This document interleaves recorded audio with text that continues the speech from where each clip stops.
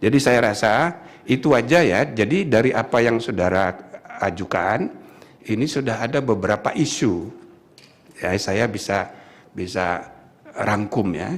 Nah, jadi yang Anda persoalkan hari ini utamanya itu soal hakim tidak mengundurkan diri. Padahal dalam perkara yang dia punya kepentingan, perkara yang dia punya hubungan keluarga. Ini satu. Yang kedua, ini yang paling banyak dipersoalkan. Yang kedua, hakim membicarakan substansi, ya kan, yang berkaitan dengan materi perkara yang sedang diperiksa. Apapun alasannya, begitu dia bicara di ruang publik, padahal ini isunya itu sedang jadi perkara di majelis. Ini dipersoalkan oleh para pelapor. Ini soal kedua, soal etika yang nomor dua. Nomor tiga, ini ada hakim yang menulis dissenting opinion, tapi bukan mengenai substansi, ya kan? Jadi dissenting opinion itu kan perbedaan pendapat tentang substansi, tapi di dalamnya ada juga keluh kesah yang menggambarkan ada masalah dalam mekanisme pengambilan keputusan, padahal itu masalah internal. Ada yang mempersoalkan ini masalah etik juga. Itu tiga. Nah, jadi yang keempat, ada hakim bicara masalah internal, ya kan, di luar DO ini. Oh, bicara di luar mengenai masalah-masalah internal, saking dia nggak kuat, dia omongin keluar. Nah, itu kan menimbulkan ketidakpercayaan, masalah etik juga. Ini salah satu dari materi yang dilaporkan. Nah, kemudian yang kelima, pelanggaran prosedur registrasi dan persidangan yang diduga atas perintah ketua, atas perintah hakim. Wah, itu tadi yang Anda persoalkan tadi.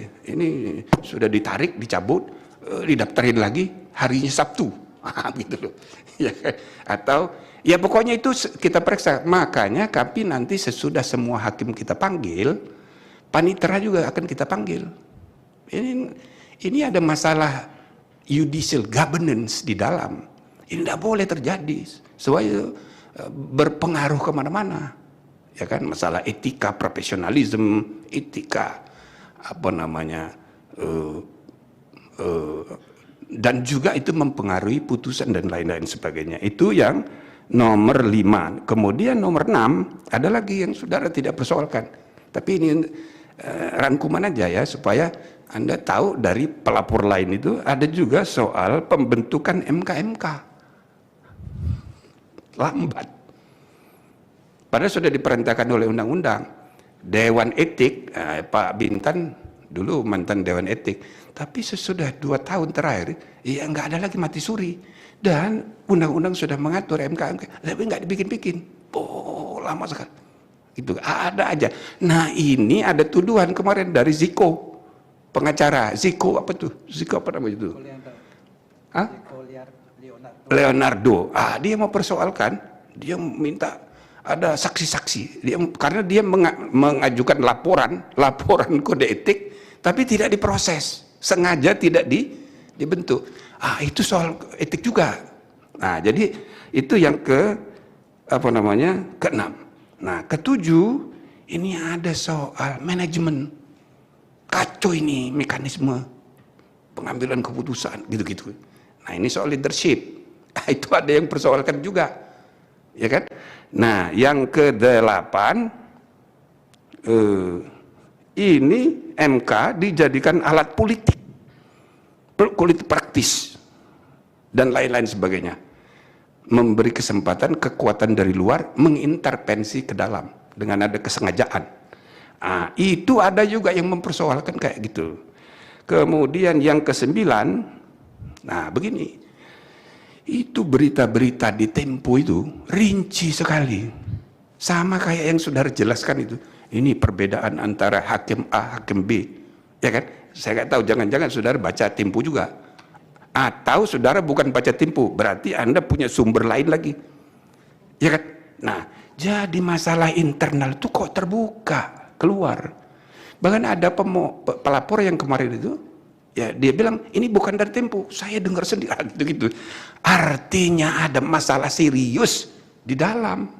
Masalah ini kan nggak boleh, yang rahasia kok ketahuan, kayak CCTV. Ini kayak Pak Petrus ini punya CCTV, nonton bagaimana berdebatnya hakim, ya kan, satunya berdiri, satunya sampai begitu kok tahu semuanya, bagaimana itu? Berarti ada masalah sumber dari dalam, bisa hakimnya, bisa karyawannya. Nah ini semua 8 isu, ya 9 isu ini itu sudah menjadi substansi laporan. Nah, dari 9 itu Anda tadi kira-kira ada 3 atau 2, ya 3 lah. Jadi saya ucapkan terima kasih. Jadi biar kasih kami kesempatan untuk menuntaskan dulu ini pemeriksaan, karena kita harus memberi kesempatan semua pelapor untuk didengar. Siapa tahu ada lagi nih selain 9 isu ini tadi.